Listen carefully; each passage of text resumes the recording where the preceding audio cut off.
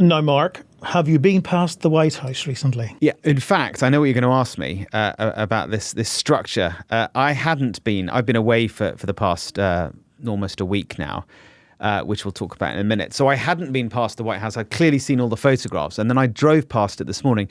That thing is huge. Yes, they have constructed something called an octagon. That's the cage for the UFC fight coming in a couple of weeks. And there is this towering blue arch overshadowing the People's House now. It is, and our one of our colleagues has just had his father-in-law in town for what Ed describes as a once-in-a-lifetime trip by his father-in-law to Washington, and he couldn't get close to the White House, couldn't see it unobstructed because of this big arch. And it sounds like it could be there for a little longer than we anticipated. Yeah, the president's been talking a couple of days ago. I think he was talking about the fact that he might just, and this is actually an actual video they posted on TikTok.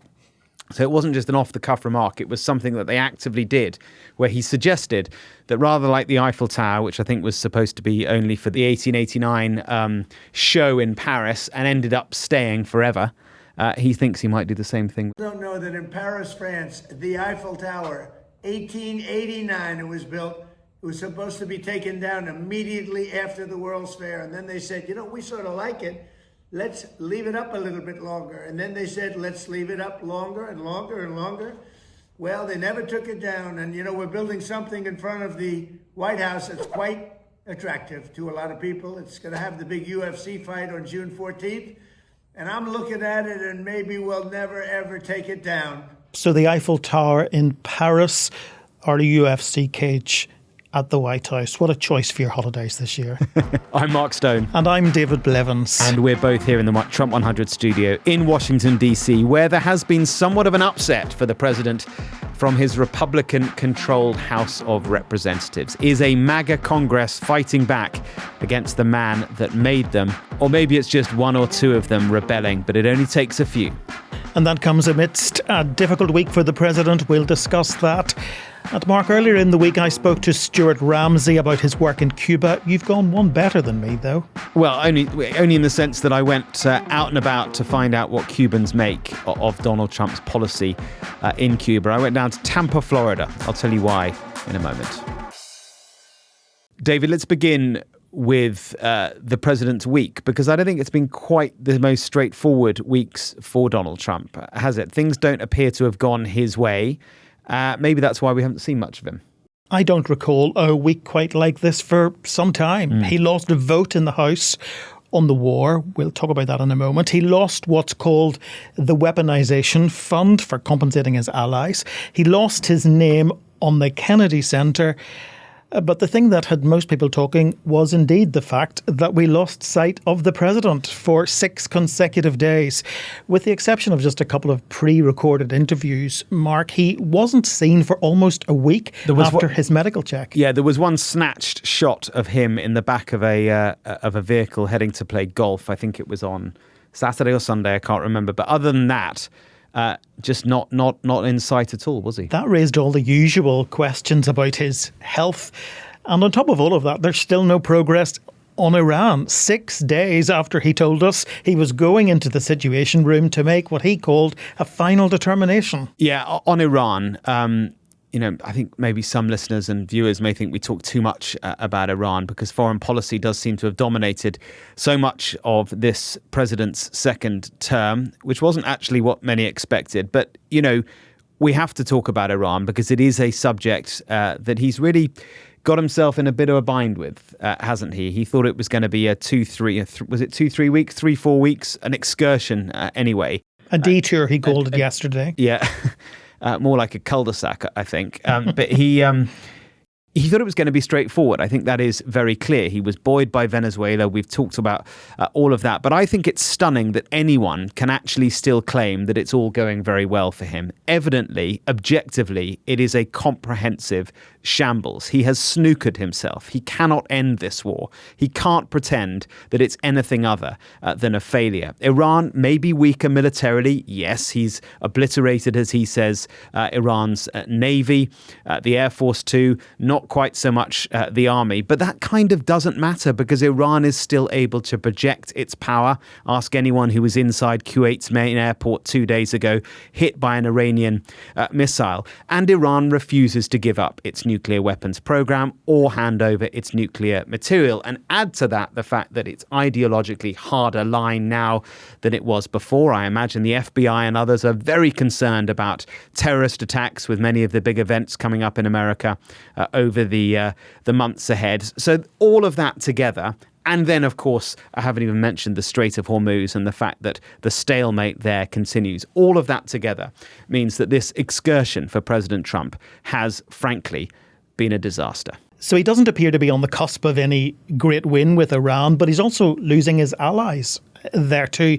He and the Israeli Prime Minister Bibi Netanyahu had a blazing row. Yeah, he's certainly losing his cool with his allies. I mean, I don't think actually Netanyahu and Trump, they're not bedfellows. They are only allies and apparently pals because it suits their own interests. But the wheels certainly appeared to come off that relationship, not for the first time. The president losing his cool with Netanyahu. Why? Well, because Netanyahu wants to continue his operation against Hezbollah in Lebanon, and that is making the deal that Trump wants to get with Hezbollah's ally, Iran, it's making that deal a little bit more complicated. Yes, Iran said it was no longer prepared to engage with the United States in dialogue if that operation in Lebanon continued. There have been these talks in Washington between the Lebanese and Israeli governments at ambassadorial level. They seem to have made some progress, but to no one's great surprise, Hezbollah isn't buying into this reported deal. Yeah, and it's almost as if, as ever, Trump is only just discovering that geopolitics and these ancient conflicts are a little bit more complicated to solve than he might have thought. And on Wednesday, the House of Representatives passed a resolution to limit his war powers in Iran. That's certainly a setback for the president. Symbolic to a degree. Let's see how significant it is, because it still has to go to the Senate. If both houses pass this bill, there would absolutely be a confrontation with the White House. Trump argues that Congress can't limit his executive authority when it comes to war. So it could all end up in the courts. Yeah, it could. It's why Donald Trump has often not referred to what's going on in Iran as a war, called it an excursion. He's limited it to a certain number of days. It's because no president has the power to declare war on another country. Congress has to approve it under the War Powers Resolution. Otherwise, it's not a legitimate war. Yeah, that resolution came into law in 1973 in response to years of presidents engaging in a war in Vietnam without explicit congressional approval. Democrats have been desperate to try and bring this vote to the House and Senate floor for weeks, but they have failed to get it passed. Now, though, Republicans have crossed the floor to advance it somewhat. Yeah, as I said at the beginning, not many of them, though, but it only takes a few. 4 Republicans, Thomas Massie, Brian Fitzpatrick, Tom Barrett and Warren Davidson, all crossed the floor. It comes as anti-war sentiment in the GOP. The Republican Party has been on the rise after economic issues and foreign policy stagnation since the Iran war started. Trump not happy with this vote. No, writing on Truth Social, he said, yesterday in a meaningless vote, the House voted 4 bad Republicans and all of the Democrats, as he's taken to calling the Democrats these days. So childish, isn't it? Democrats. To limit my war powers right in the middle of my final negotiations that have gone on forever to end the war with the Islamic Republic of Iran. Who would do such an unpatriotic thing? They know where the negotiations stand. The Democrats are fueled by Trump derangement syndrome. They would rather have our country fail than give me another of many victories. The 4 Republicans, that's a whole other story. They're grandstanders in capital letters. They should be ashamed of themselves, he wrote. Yeah, he's not wrong about one thing. I mean, it is certainly the case that while they feel they have every right to do this, while they feel passionate about their decision to cross the floor and join the Democrats, it will undermine the negotiations that President Trump's team is trying to get together to get some sort of deal and get this war to an end. And Mark, this is not the first time recently that Congress, a Senate and House, largely built in Trump's political image, has pushed back against him. Yeah, we talked about this, was it a week, 2 weeks ago, this anti-weaponization fund. You'll remember that Trump's, quite some time ago now, Trump's tax records were leaked. And it was, as a result, he took the IRS, the tax people, to court and sued them, which in itself is extraordinary because that meant that they are part of the federal government. So here we have the president, the head of the federal part of the government, suing his own side because they had using his own lawyers effectively to sue the Attorney General. It would be a bit like Keir Starmer suing HMRC. Well, exactly. It would be exactly like that. And so he was taking his own side to court over this leak of his own tax records. Anyway, that in itself is the sort of the state of things. But anyway, the IRS decided to settle with Trump so that they didn't actually have to take each other to court. And out of that, there was a fund of money that was created, that was taxpayers' money, an anti-weaponization fund that Trump said would be used to pay out people who feel like they were victims of miscarriages of justice. Now, many feared, with good reason, that this would include payouts to supporters of President Trump who had attacked police officers during the January the 6th riots of 2021. And in fact, on many occasions when Trump officials were asked, is it possible that January the 6th rioters and people who have harmed police officers could be receiving taxpayers' money from this fund? And we're not talking pocket change. It's $1.8 billion. Yeah, and they were. This question was asked, and no Trump official could deny that it was perfectly possible that anyone could get a payout, including those people who were part of January the 6th. And remember, what was the thing that Trump did on day one of his second term? He pardoned over 1,000 protesters and rioters from that day on in 2001. Anyway, all of that anti-weaponization fund, it's all been scrapped now, hasn't it? It has. Todd Blanche made that decision, it seems. He's just been appointed Attorney General. He was acting Attorney General until now. Another act of putting hyper-Trump loyalists into top jobs. He was Trump's personal lawyer before he found himself in this position. On Tuesday, he was the man who said this fund is dead. Yeah, I think they just felt that there was too much opposition to this, even from their own side, not least because at a time when money is tight, the cost of living is high, inflation is still high, fuel costs are still high. It was pretty hard to defend a fund of such a whopping amount of money paying out to people who potentially had committed some pretty serious crimes. It does, though, come somewhat at odds, what Todd Blanche just said there, with what the president said on Wednesday when he appeared in the Oval Office. He said he wasn't sure whether the fund was dead and that he'd have to ask the lawyers. Still, not great for a policy that Trump only announced 2 weeks ago. So he's lost a vote in the House. He's lost this weaponization fund. And the president's not very pleased with the situation at the Kennedy Center either, Mark. The Trump Kennedy Center, David, or at least that's what it has been. Not for long. For the past few months. We've covered this quite a few times. At the time, when it was renamed the Trump Kennedy Center, this is the cultural center here in Washington, D.C., named after JFK. There's a statue of JFK outside it. It's where all the culture in Washington, whether it be plays, operas, all the rest of it, all that takes place. Trump wanted to rename it the Trump Kennedy Center, and so he did. And on the side of buses, on the side of the building, on the signs within it, all of it has been rebranded the Trump Kennedy Center. But now they're going to have to rip all that down, aren't they? Yeah, a federal judge has ordered Trump's name to come off the Kennedy Center. What a shambles. The General Counsel's office told employees in a memo on Thursday to immediately remove the president's name from the institution's branding on official forms, on their email sign-offs, on every other document by June 12th. That's the end of next week. It's going to be quite the sight, isn't it? The cherry picker going up and pulling the signage or the word Trump off the Kennedy Center. I mean, it does seem like only 5 minutes ago it was being put up there. They were very keen to have cameras there on that occasion. I bet it happens in the middle of the night this time. Yeah, but it'll leave a mark, I think, on the wall. Anyway, what a complete shambles. the shadow of Donald Trump on the wall. Yeah, so a week of lows for the president, but he's been talking about one high, hasn't he?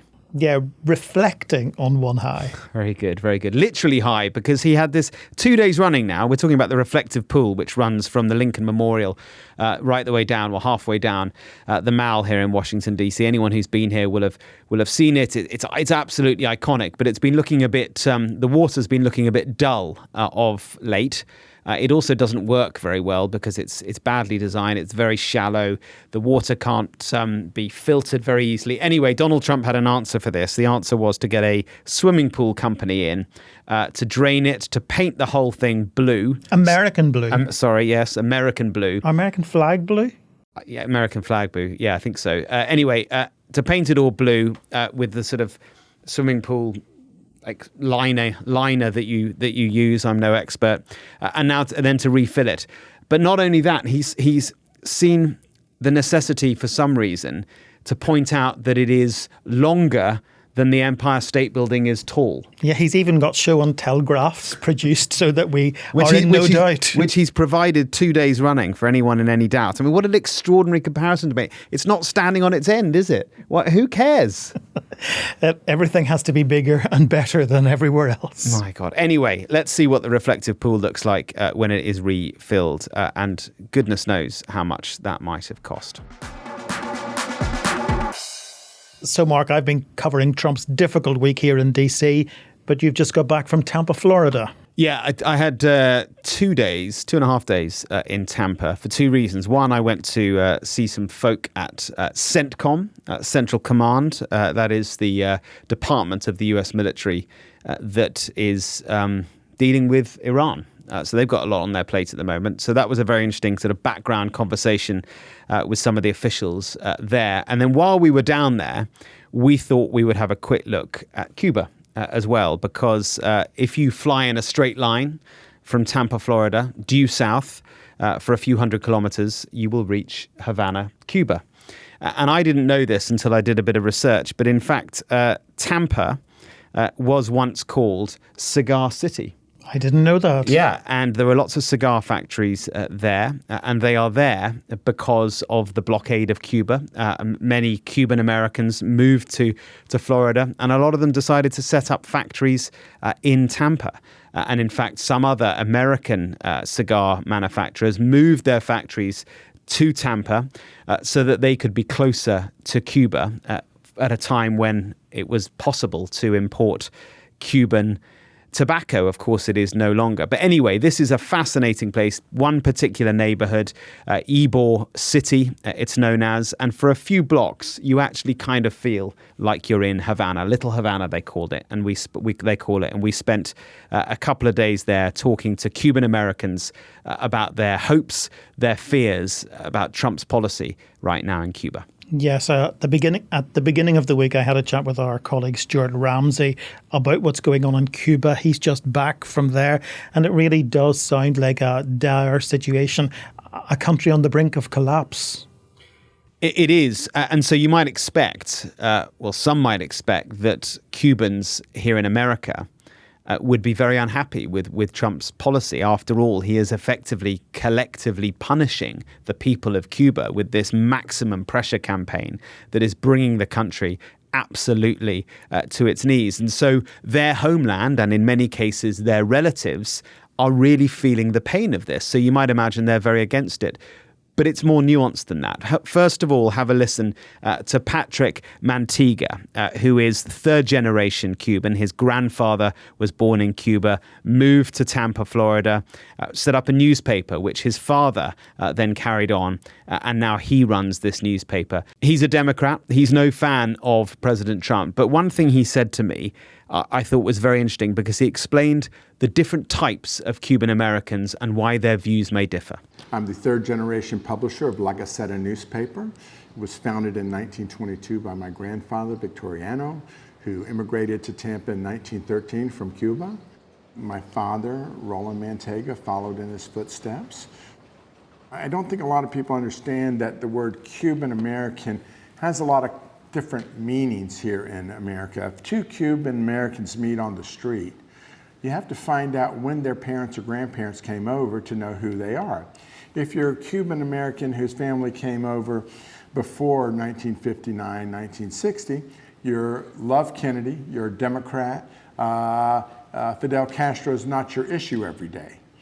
If you're a Cuban who came over from 1959 to 1970, you're a Republican, you hate John F. Kennedy, and you're eaten up by revenge and anger on the Castro regime. If you are somebody who came in after that, you probably still have family there, and you're probably very concerned about how that family is doing there. So you've got this massive Cuban population, 200,000 Cuban Americans. When you spoke to them, did you find anti-Trump sentiment because of what's happening in Cuba right now, his oil blockade there? Well, as Patrick said there, it does depend entirely on when you came to the United States from Cuba. He is of a generation that is no fan of Trump, as you heard there. He believes that the U.S. administration wants everyone to believe that all the mistakes of Cuba, all the woes of Cuba, all the challenges that Cuba has are all a result of its bad leadership. And while he is no apologist for the Castros, what he will say is that actually it is decades of American policy on Cuba that have brought it to the place that it is in now. It's very sad in Cuba. The issue is that why is it sad? What is causing this? Our American administration wants you to believe it's all the mistakes of Cuba. It's bad leadership, it's bad this, it's bad that. And I'm not going to defend the Cuban administration and government, but I will tell you that after understanding U.S.-Cuba policy, that I don't think there's any country in the world that could survive and have any prosperity under what the U.S. is currently doing to Cuba and has done to Cuba since the embargo was placed in the mid-60s. But then, David, not far away at the local fruit wholesalers, we found a completely different view from a different generation of Cuban. Have a listen. Cubans love Donald Trump. You know, his policy is punishing everyone in Cuba. The people, I know people, they don't care if they're going to break free. They don't care. They don't care for the punishment. It's a price worth paying. Of course. Yes. Yes. So you'll vote for Trump? Yes, I did. And again? Yeah, I will. So a mixture there, I think, of hope, but also the sense that anything must be better than a status quo that has endured for so many decades. Just something has to give, something has to change, was that man's view. And he is willing to give Trump's maximum pressure campaign, even with the damage and the pain that it's causing, he's willing to give it a chance. But David, the exciting news is I bought you a present. Do you smoke cigars? I don't. I think they're revolting. Sorry, my father-in-law does, and he will be having one. But I have 3 Cuban cigars for up for grabs. Well, you remember what Mark Twain said, don't you? I only smoke in moderation, 1 cigar at a time. Now, a couple of things before we go. While we've been recording, the White House has commented on the story that's been dominating the headlines across the UK for the past few days, the murder of Henry Novak. Yeah, Henry Novak was the young man who was handcuffed by police after his killer claimed he'd been racially abused. They didn't believe him when he claimed he had been stabbed, fatally stabbed as it has turned out to be the case. Now, the White House in a statement has said ideological conditioning and two-tiered policing are glaring symptoms of civilizational decline. They must be rejected across the West. The United States sends our condolences to the family of Henry Novak and the people of the UK at this troubling time. A statement that will do nothing to build bridges between the White House and Downing Street. Yeah, I think it's reflective of this particular White House, this Trump White House, to comment on a domestic challenge of another country. I don't imagine that previous White Houses necessarily would have found it the appropriate thing to do to criticize the policy or the perceived policy of another country. But for President Trump and for his White House, he feels that it's absolutely his right. In fact, a few weeks ago, when I spoke to him on the telephone, I was asking him about Keir Starmer and his policies. And I said, do you think it's actually got anything to do with you as the US president? Absolutely, I do. he said. So he feels strongly about social issues, even if they are beyond America's borders.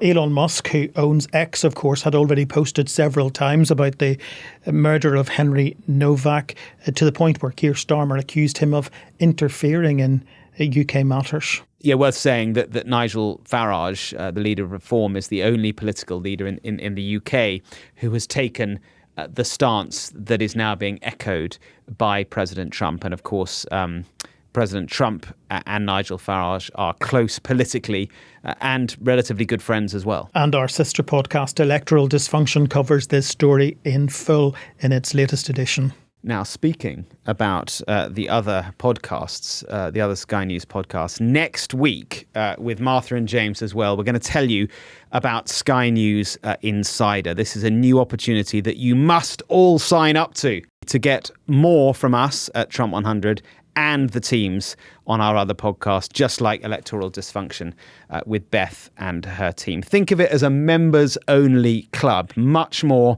on how to sign up and what you'll get next week. In the meantime, we love hearing from you as always. Send us your messages and questions to trump100@sky.uk, and we'll see you next week. Bye-bye. Cheerio.